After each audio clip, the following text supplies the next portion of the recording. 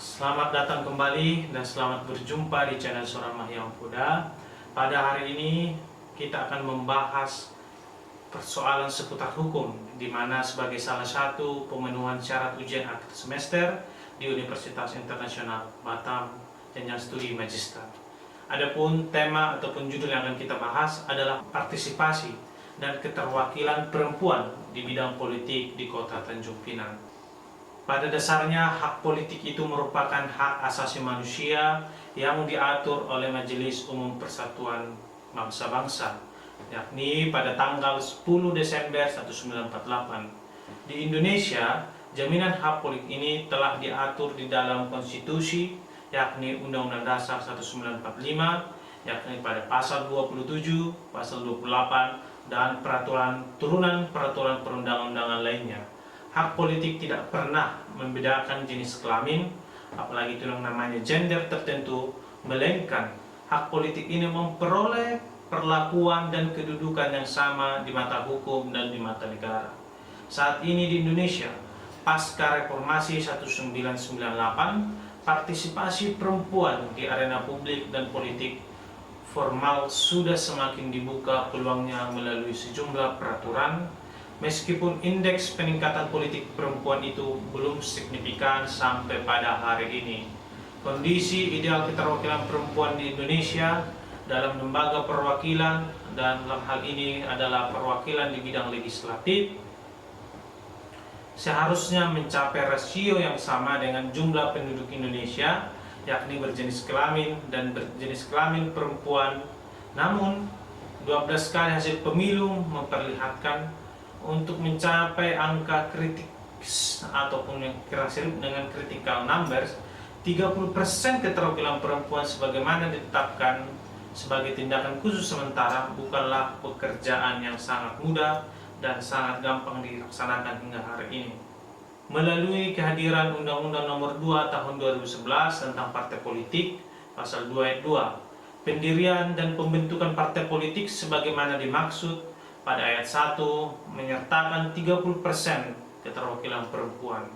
Pasal ini telah membuktikan keseriusan negara dalam persamaan gender dan peningkatan hak-hak dan harkat perempuan tidak perlu kita ragukan lagi. Akses yang secara formal terbuka bagi perempuan untuk ikut serta terlibat berpartisipasi dan berkontestasi merebutkan sejumlah jabatan melalui level desa, kampung, kecamatan, kabupaten, provinsi, sampai ke level nasional dalam capaian yang menggembirakan. Politik pada hakikatnya adalah upaya untuk memperebutkan peran kekuasaan, termasuk akses kontrol dalam pengambilan keputusan. Hingga saat ini, kondisi perpolitikan yang ada di Indonesia masihlah sangat didominasi oleh laki-laki, baik di tingkat yang paling sederhana, yaitu keluarga, tingkat masyarakat, hingga tingkat politik formal. Gender menjadi isu yang banyak dibicarakan seirama dengan perkembangan akses perpolitikan bagi perempuan.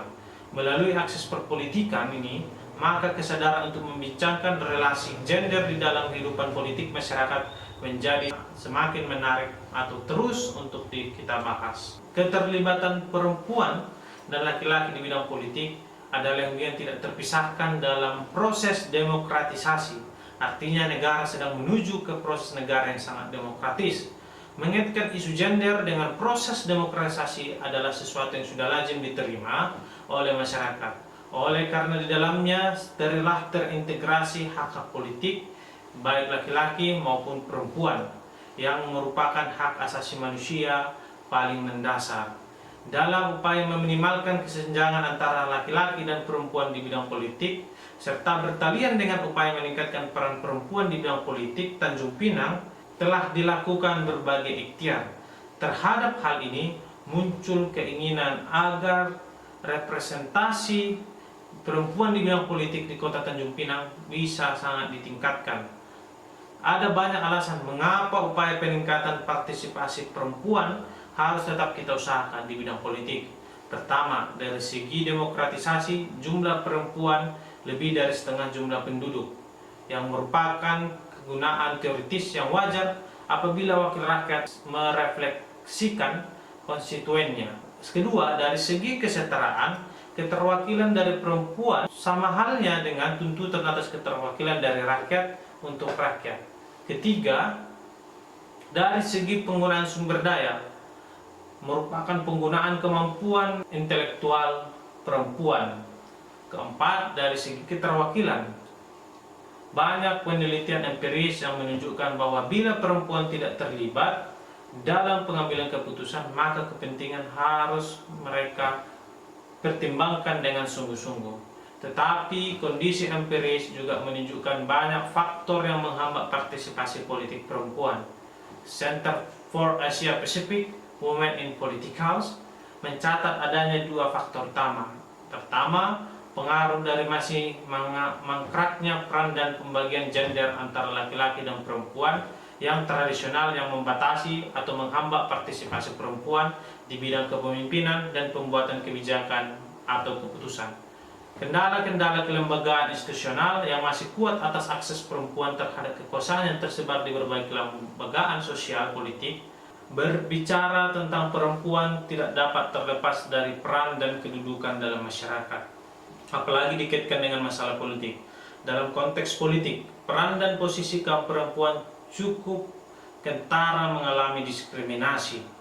Masalahnya, peran dan posisi kaum perempuan di wilayah publik merupakan bagian dari hak asasi manusia yang setiap manusia berhak memilikinya.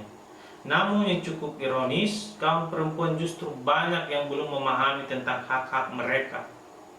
Politik Indonesia yang masih sama dengan diskriminasi gender, harus kita akui bahwa kaum perempuan di Indonesia yang merupakan mayoritas masih buta terhadap wacana politik. Peran dan posisi mereka di wilayah pengambilan kebijakan masihlah sangat minim. Akibatnya, diskursus dan tema-tema politik yang berkembang pun dimaknai sebagai berbeda dalam perumusan isu, topik, dan tema yang dianggap relevan dengan fokus pembahasan dan agenda riset mereka.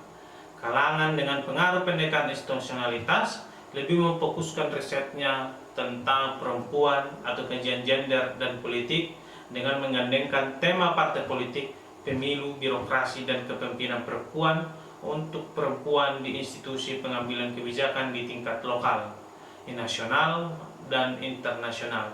Sementara kalangan di luar pendekatan institusionalitas akan lebih membahas tentang riset terkait state feminism dengan menyoroti persoalan yang dianalisis melalui konsep-konsep identitas, kepentingan, kewarganegaraan, ataupun narasi dan counter narasi tentang equality. Sejalan dengan perkembangan waktu, percakapan dan debat tentang gender dan politik menjadi lebih kompleks seiring fenomena globalisasi dan beragam tantangan baru, yakni bahwa sehingga berdampak pada kehidupan persoalan perempuan. Demikian sebaliknya, persoalan-persoalan yang dihadapi perempuan juga ikut mewarnai dan mempengaruhi dinamika proses globalisasi saat ini. Berdasarkan apa yang sudah saya paparkan hal tersebut, maka menurut saya merasa perlu untuk kita melakukan penelitian lanjutan serta pembahasan tentang partisipasi dan keterlibatan perempuan di bidang politik di Kota Tanjung Pinang. Ada beberapa persoalan yang akan kita pertanyakan dalam penelitian dan juga pembahasan ini. Yang pertama, apakah jaminan hukum partisipasi dan keterwakilan perempuan di bidang politik? Yang kedua, bagaimana perempuan di dalam partai politik? Yang ketiga, bagaimana partisipasi dan keterwakilan perempuan di bidang politik Kota Tanjung Pinang? Yang pertama, jaminan hukum partisipasi keterwakilan perempuan di bidang politik. Jaminan hukum atas pentingnya perempuan berpartisipasi dalam keterwakilan dalam politik sebenarnya telah banyak diatur oleh negara. Namun jaminan itu belum maksimal dalam implementasi partisipasinya. Keterwakilan perempuan di bidang politik atau dengan kata lain masih tetap menjadi kerja keras dan perhatian serius negara dalam mewujudkan. Keras dan perhatian serius negara ini seperti terlihat dalam peraturan yang akan saya jelaskan di bawah ini. Yang pertama, di dalam Undang-Undang Dasar Negara Republik Indonesia 1945 memperlihatkan bahwa segala warga negara, artinya laki-laki dan perempuan, kedudukannya sama, dan kesempatan yang sama di bidang politik. Hal ini tertuang antara lain dalam pasal 27 dan 28. Yang kedua, Undang-Undang Nomor 68 tahun 1958 tentang persetujuan Konvensi Hak-Hak Politik Perempuan, Konvensi Internasional mengenai Hak-Hak Politik Wanita yang telah disahkan tahun 1952. Yang berikutnya, Undang-Undang Nomor 7 tahun 1984 tentang pengesahan Konvensi PBB mengenai penghapusan segala bentuk diskriminasi terhadap wanita. Undang-undang ini mewajibkan negara peserta membuat peraturan untuk menghapus diskriminasi tersebut. Yang berikutnya, Undang-Undang Nomor 39 1999 tentang hak asasi manusia yang kemudian diperbarui menjadi Undang-Undang Nomor 39 tahun 1999 tentang hak asasi manusia. Di dalam Undang-Undang Nomor 12 tahun 2005 tentang pengesahan International Covenant on Civil and Political Rights. Berbagai peraturan perundang-undan di atas memperlihatkan adanya jaminan atas hak perempuan di bidang politik. Akan tetapi secara kuantiti maupun secara kolektif masih sangat minim di dalam realisasi dan implementasinya. Oleh sebab itu, untuk mengejar terwujudnya kesetaraan dan keadilan gender di bidang politik dan kehidupan publik di Indonesia, perlu dilakukan berbagai langkah, antara lain dengan tindakan khusus sementara sebagai tindakan affirmative action. Tindakan khusus sementara yang dianut oleh pemerintah Indonesia untuk meningkatkan partisipasi dan keterwakilan perempuan, terutama di lembaga legislatif yang terlihat dalam pencantuman angka kritis minimal 30%. Undang-Undang Nomor 8 tahun 2012 tentang pemilihan umum anggota Dewan Perwakilan Rakyat DPD DPRD. Di dalam undang terbaru adalah Undang-Undang Nomor 6 tahun 2020 tentang penetapan peraturan pemerintah pengganti Undang-Undang Nomor 2 tahun 2020 tentang perubahan ketiga atas Undang-Undang Nomor 1 tahun 2015. Yang kedua, agenda pembahasan kita adalah mengenai peran perempuan dalam partai politik. Zaman di mana kaum perempuan bergerak di Indonesia diawali oleh pikiran Kartini sampai terbangunnya organisasi-organisasi perempuan pada tahun 1912. Sejak itu kaum perempuan melangkah memasuki periode ke periode dalam bentuk gerakan perempuan. Setelah proklamasi kemerdekaan diumumkan, para perempuan dengan organisasi mereka masing-masing saling bahu-membahu bersama dengan pejuang lainnya mempertahankan kemerdekaan. Akan tetapi kemerdekaan politik untuk bangsa dan negara ini belum memperlihatkan perubahan tatanan masyarakat yang mau menduduki antara perempuan dan laki-laki secara lebih setara. Secara khusus dalam hal politik selama ini peran perempuan dirumuskan oleh Orde Baru dalam Pancadharma Wanita. Rumusan ini yang mengadopsi nilai-nilai tradisi, agama, dan budaya, membatasi tugas perempuan pada peran-peran tertentu. Melalui Undang-Undang Nomor 7 tahun 1984 ini, Indonesia telah mengesahkan konvensi mengenai penghapusan segala bentuk diskriminasi ini.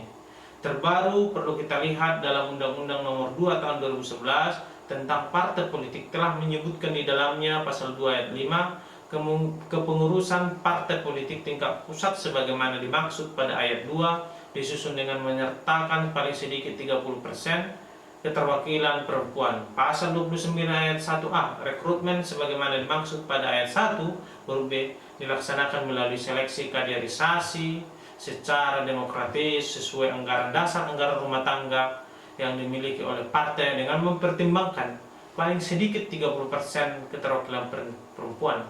Sementara fungsi parpol yang di sini tetap berlaku, tertuang dalam pasal 11 Undang-Undang Nomor 2 tahun 2018 tentang partai politik.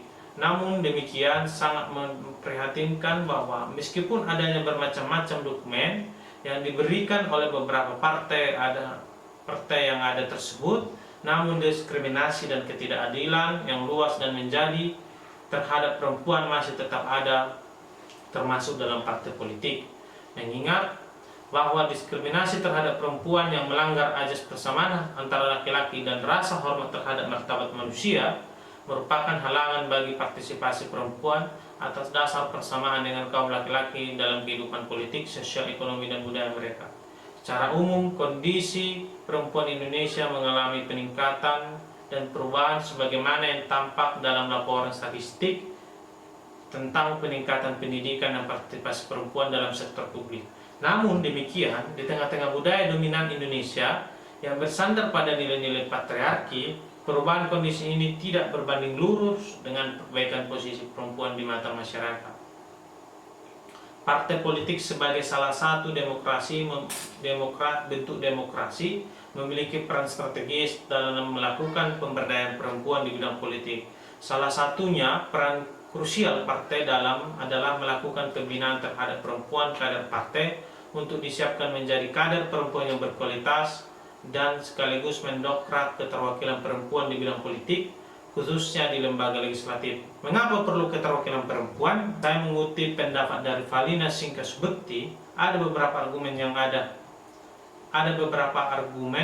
yang dapat dikemukakan. Pertama, terkait dengan hak-hak politik perempuan yang merupakan bagian integral yang tidak dapat dipisahkan dari asasi manusia. Kedua, dalam sistem demokrasi perdagangan dari kelompok-kelompok yang berbeda harus dipertimbangkan dalam formulasi kebijakan strategis. Dan yang ketiga, terkait dengan ada masalah kuantitas bahwa perempuan adalah bagian dari terbesar penduduk yang lebih dari 50%. Keempat, terkait dengan persoalan kompleks yang dihadapi di Indonesia di era transisi ini, termasuk masalah ekonomi, lapangan kerja, kemiskinan, dan integrasi bangsa. Dalam konteks ini, perempuan adalah bagian terbesar dari mereka yang kurang beruntung, sehingga mereka tetap berada di dalam angka kemiskinan dan keterbelakangan. Masuk kepada inti dan pembahasan sesuai dengan topik adalah partisipasi dan keterwakilan perempuan di bidang politik Kota Tanjung Pinang. Upaya untuk meningkatkan partisipasi politik perempuan di Indonesia ini, secara khusus Tanjung Pinang, ditempatkan di dalam konteks transisi yang tengah dialami bangsa Indonesia menuju sistem politik yang demokratis. Inti dari demokrasi adalah upaya menjamin kesetaraan politik bagi seluruh warga negara, tak terkecuali kelompok marginal dan kaum minoritas. Meskipun secara demografis mayoritas penduduk Indonesia adalah perempuan, mereka tak lebih dari mayoritas bisu kelompok masyarakat yang termarginalkan secara politis, sosial, kultural, dan ekonomis yang hampir selalu absen pada proses pengambilan keputusan ke bawah. Keterwakilan kaum perempuan di negara Indonesia ini telah ditetapkan sebagai kebijakan afirmasi action yang tadi sudah saya jelaskan, di mana 30% daripada isinya adalah keterwakilan perempuan dalam harus setiap partainya. Pelaksanaan pemilu legislatif di tahun 2019 telah memberikan jaminan hukum dan bentuk partisipasi pesertaan pemilu yang secara independen, yaitu melalui Dewan Perwakilan Rakyat Daerah Kota Tanjung Pinang.